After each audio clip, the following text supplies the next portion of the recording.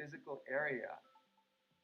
Imagine pretty much every software engineer or finance person being able to, disconnect from their desk and look at holographic monitors on a beach and doing their work from there. That's not going to be science fiction. It's the modern office place. Silicon Valley is all about building the future. A startup called Meta thinks it's getting there first, thanks to a big bet that it's made on augmented reality. How are you? Thank you. Welcome to Meta. Thank you. Call it a 360-degree office where you can spatialize your thoughts as part of your workflow for education, architecture, design, engineering, etc. People often mix up augmented reality with virtual reality. VR totally blocks your ability to see or hear the real world. AR overlays holograms onto what you already see. Meta has tried to make its version of the workspace feel familiar. You grab the hologram instead of using a controller or a mouse, and your brain already knows how to do it. In other words, we've designed an operating system that humanity has always known how to use. So you can see this eyeball, which is, by the way, photorealistic. You can see my hand is occluding the eyeball, and now the eyeball is occluding my hand, right?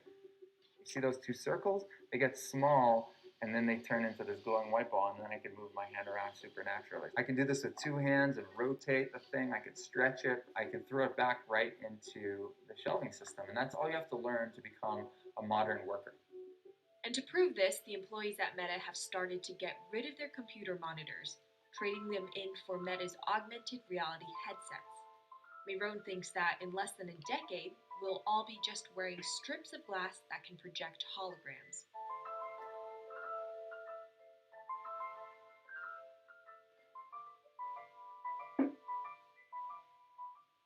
In the early 80s, everybody had computers on their desktop, but no one was using them because they had a lot of work to do. So they were still using typewriters. And at some point, the CEO took all the typewriters away and everybody was forced to use their computers. So it's very exciting to see a new generation of technology, a new paradigm. I consider us like pioneers in the holographic wild. I'm pulling up my browser with my hands and sending out emails to colleagues and just kind of really acclimating to the new environment.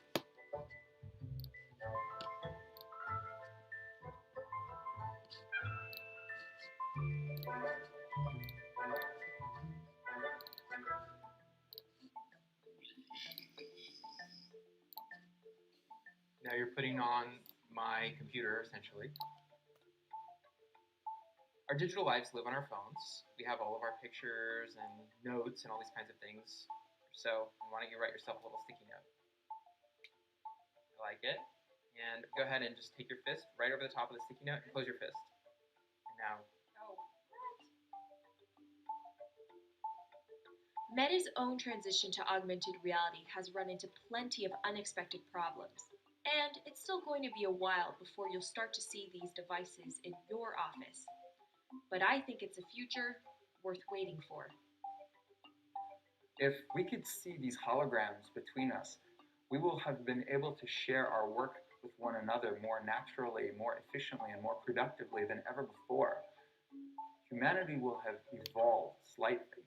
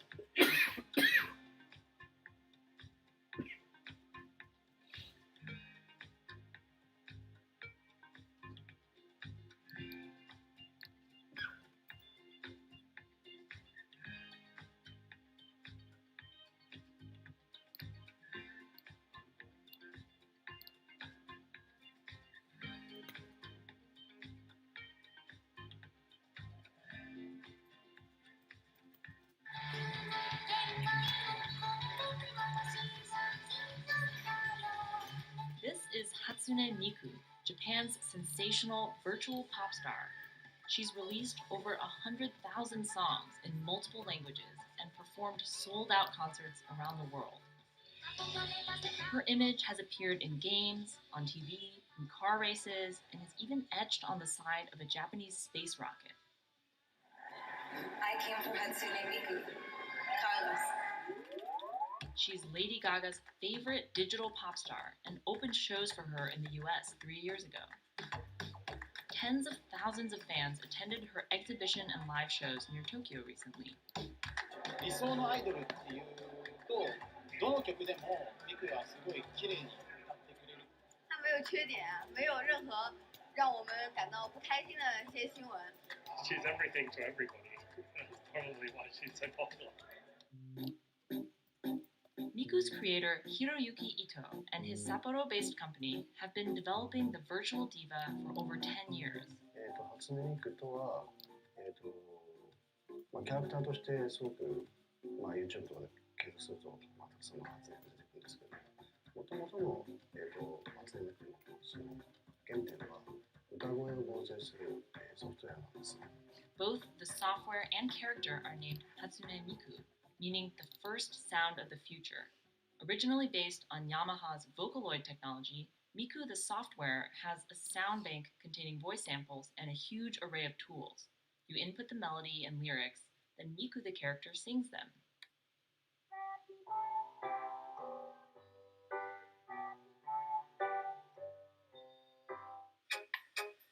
To date, Krypton has sold 120,000 software licenses at $200 each to fans around the world who use it to create numerous songs and share them online.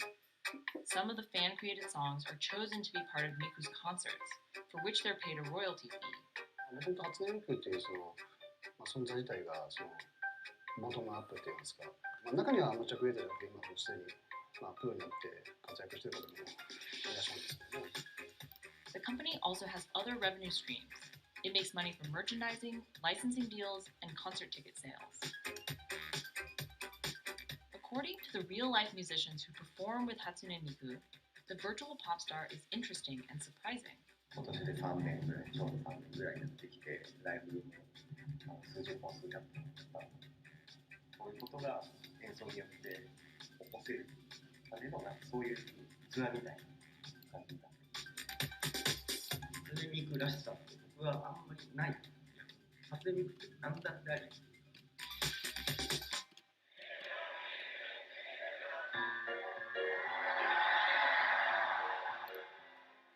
For Ito, Miku has the potential to change the way we think about music. そういう新しいそのテクノロジーによって新しい音楽の在り方っていうのを模索していきたいと思っています。And for her fans, it goes even further. ミクって魂がないので、だからみんなに魂を作り上げるために存在しています。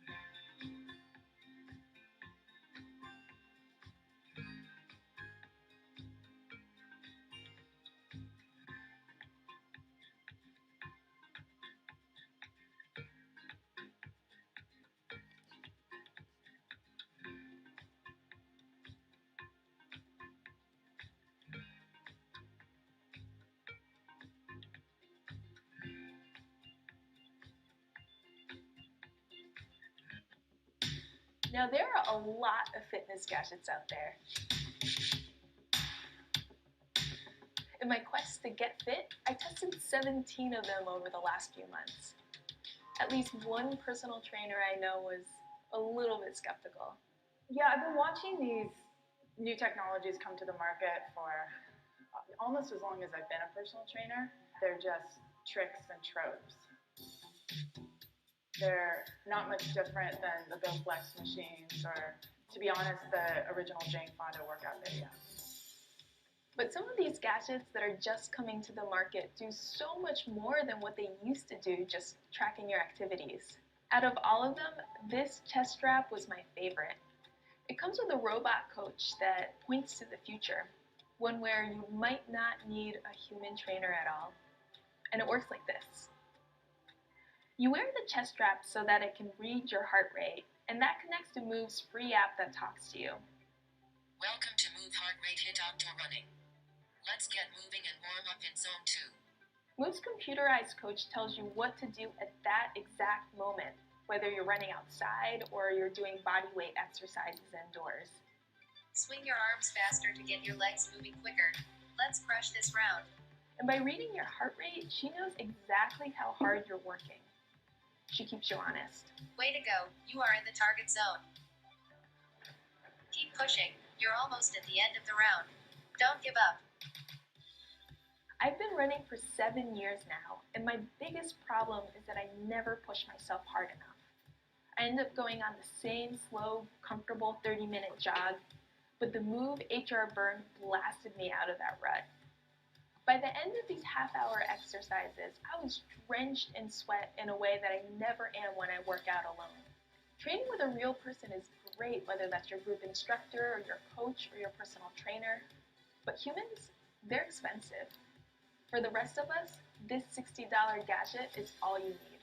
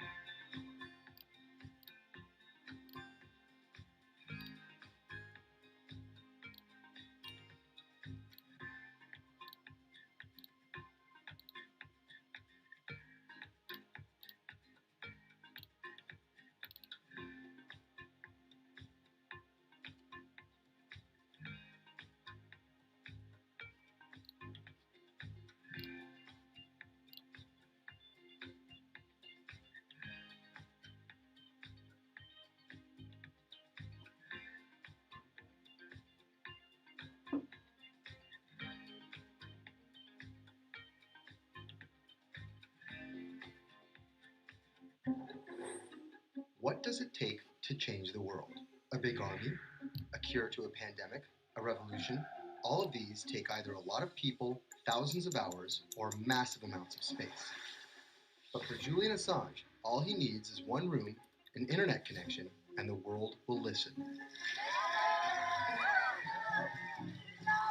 Assange is located here, and more specifically, right here. And from that location, he's posted government secrets, classified documents, and leaked emails from some of the world's most powerful people. And in doing so, has been labeled a hero, a villain, a nihilist, and everything in between. This is how an Australian programmer sequestered in the Ecuadorian embassy in London became one of the most influential and notorious people in the world. Born in 1971 in Townsville, Australia, Assange has always been on the move. Living in over 30 homes by the time he was in his mid-teens, Assange, along with his mother and half-brother, finally settled down in Melbourne.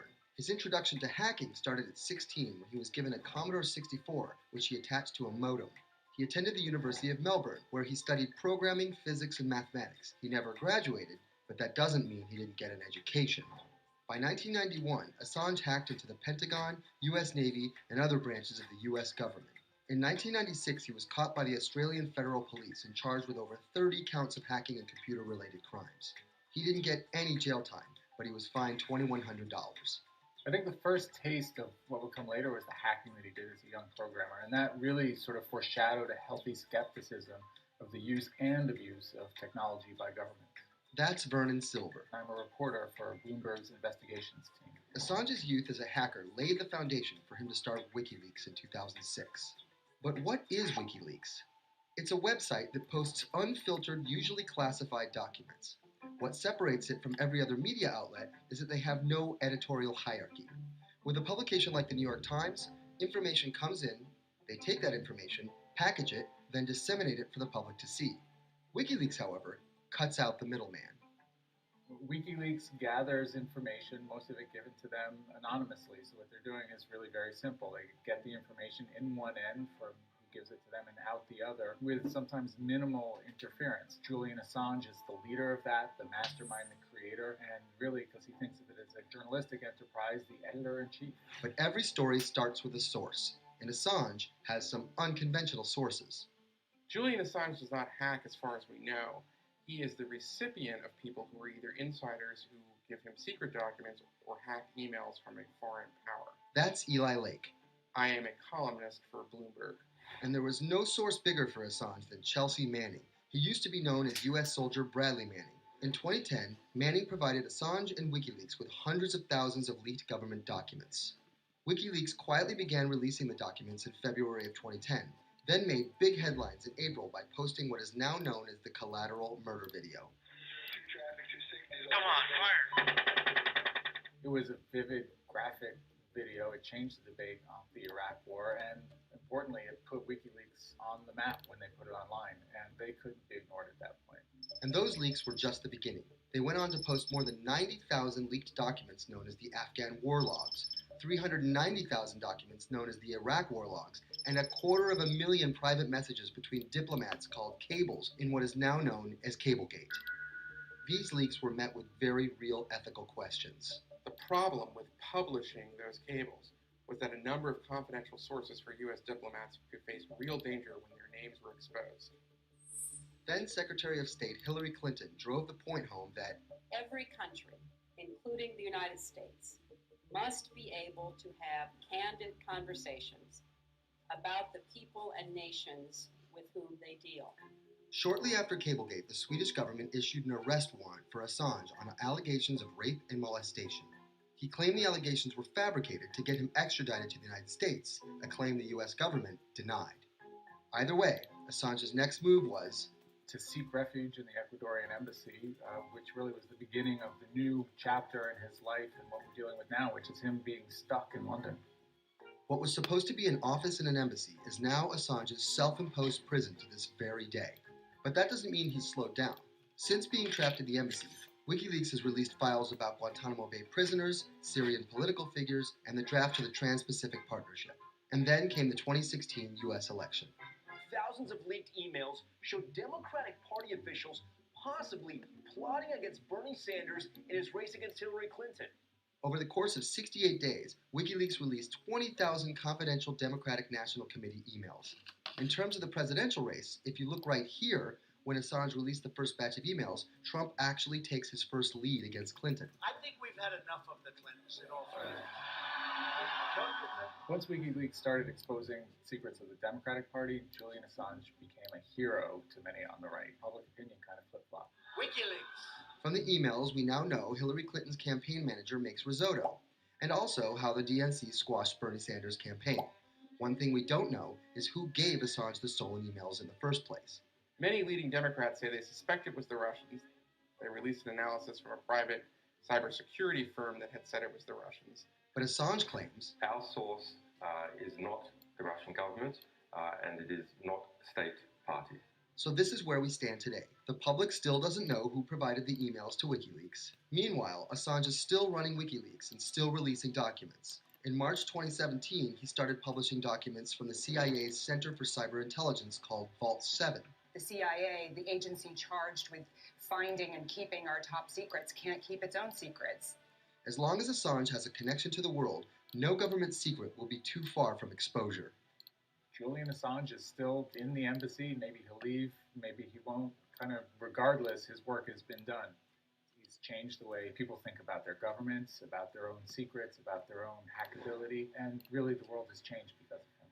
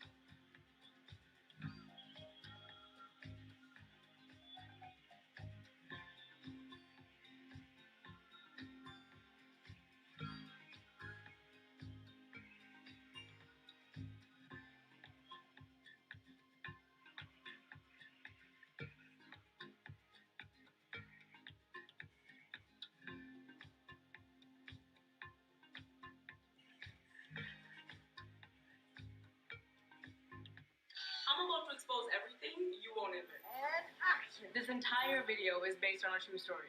When I do like motivational speeches or even tell myself, love yourself and you should love yourself. This is Lily Singh.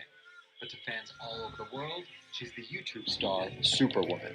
What up, everyone? It's your girl, Superwoman. I know we can change the world for the better, one positive day at a time. My parents now know what I do. They didn't know what I did for a long time in the beginning of my career. I was just making videos in my room. They had no idea. Mom, Dad, have you seen my keys? I can't find them anywhere. Because you're always on phone. Until someone called them, like a family member from another part of Canada, was like, Canada, is your daughter making videos? And my mom was like, I don't know, Lily, are you making videos? Just making videos grew into an entire career. Today, Lily's YouTube channel has some 12 million subscribers, over 2 billion views, and guest stars like Michelle Obama, Dwayne "The Rock" Johnson, and Seth Rogen. I think a lot of young girls are raised to believe that you're going to go to school and then graduate and then get married and then get a job and have kids. And Lily was on that path, all the way through a psychology degree at York University in Toronto. But when she started thinking about a career, I started to immensely panic and think something was wrong with me because I tried to figure out my life and it wasn't working in that straight line. it was 2010, and YouTube was only 5 years old. I thought nothing of YouTube. I was probably the last person in my circle of friends to discover YouTube.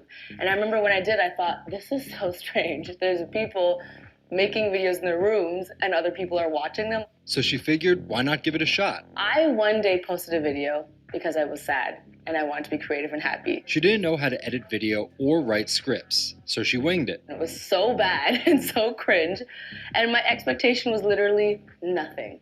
I was like, I'm gonna put this video up, a couple of my friends are gonna watch it, probably make fun of me, and that's gonna be the end of this.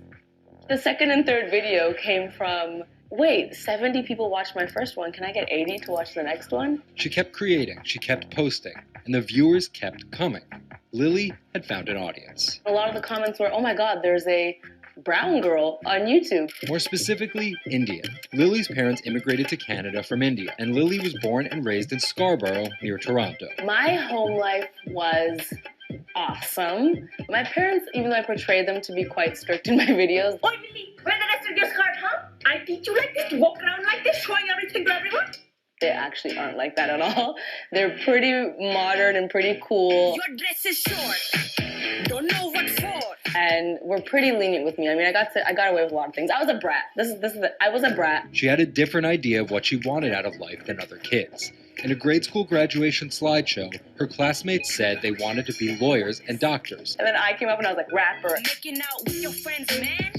But then you say that you hate hoes. I could just feel my parents being like, why? Because that's just not something women really did in the Singh family. I know there was a ton of people that weren't happy about my birth being a female, so I think, and that's some real-ish, but it's a real thing. The best thing I could have done to prove to so many people that didn't want my mom to have a daughter was to become Superwoman. What up, everyone? It's your girl, Superwoman. It was the name of Lily's favorite hip-hop song by Lil Mo featuring Fabulous. I love the song so much because it was one of the only songs at the time that was an empowering female song, where Lil Mo's going on about, like, I will save guys with my superpowers, and I'll save girls with my superpowers, and I am the Superwoman. I thought, this name that I've had for so long that empowered me when I was younger, I'm gonna make this my screen name. Maybe there should be a new series. Superwoman didn't just burst onto the scene overnight with a viral video. It was a steady climb fueled by hard work. The moment that I thought this is going somewhere and this could be a career was the first time I performed internationally. It was in India. And it was the first time where I was truly across the world and people knew my videos. Singh has transformed herself from a bratty kid to an internet personality to a media mogul. She started a feature film, A Trip to Unicorn Island, in 2016. And her book, How to Be a Boss, hit the New York Times bestseller list in 2017 while she was on a 30-city international tour. Lily started out with the goal of getting millions of subscribers and financial security. Hurry the hell up! But after surpassing those goals, success has new meaning. I've really come to terms with the fact that my definition of success is what's the best legacy I can leave behind. And it's not the number of views, the number of subscribers. It is the number of people that can say, this girl changed my life or changed something in my life positively.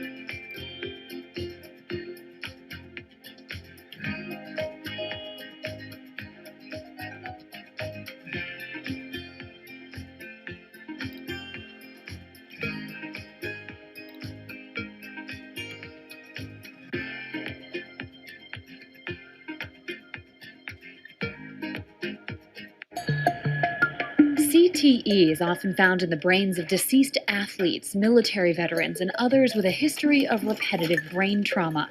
Hundreds have donated their brains to the VA Boston University Concussion Legacy Foundation Brain Bank. This is a former NFL player who died in his early 70s, and this is a veteran who also died in his early 70s. Dr. Ann McKee dissects these brains. The hippocampus and the mammillary bodies are very important for memory. I can see that they're slightly affected. McKee recently dissected the brain of former New England Patriots player Aaron Hernandez, who was convicted of murder and later committed suicide. You'll see right away that the brain is showing signs of shrinkage. You can see the crevices in the brain that you can't see in the normal. McKee says Hernandez's severe case of CTE impacted his decision-making, depression, and ability to control rage and aggression. Right now, she thinks we're underestimating how many people have CTE. We were able to distinguish between CTE and controls and CTE and Alzheimer's disease. The next question is, can we do this in the blood, and can we do this in living people? And we aren't there yet with those answers. But the need for a diagnosis in the living is motivating companies such as Quanterix in Lexington, Massachusetts, to work faster on technology that could diagnose concussions and CTE in as few as 30 minutes. Kevin Rusovsky is the CEO. It's like a high-powered microscope. And so by doing that, we can see little biomarkers that you couldn't see before in the blood. Quanterix received a grant from the NFL and just went public. Since then, its stock is up more than 40%. The company sells a machine called Simoa for $175,000 to other biotechs, hospitals, and researchers. And for the first time in history, we're able to see brain health in blood, and that's a major breakthrough, and that's leading to less invasive testing, and we've already been able to see evidence of concussions, and there's the beginning evidence of being able to see the accumulated effect of concussions. Quanterix is also trying to detect Alzheimer's disease, multiple sclerosis, and ALS. Rusovsky says he thinks diagnosing concussions will be easier than diagnosing CTE. Diagnosing CT in the living probably is a couple years away. We're real excited to see the progress, but reducing some of that work into actual tests in a laboratory takes time. There's regulatory approvals. There's a lot of red tape that you have to go through. Also in this race to diagnose CTE in the blood are Athlon Medical and Exosome Sciences. And New York's Mount Sinai Hospital is scanning for the disease in the living. But it's just one step in a series of questions for those with serious head trauma. There's still no cure for CTE. Even if we had a great idea for a treatment, there's no way to test whether it's effective or not. So that's the enormous advance that we'll get if we can develop a biomarker for this disease. In Boston, Ann Mostu, Bloomberg News.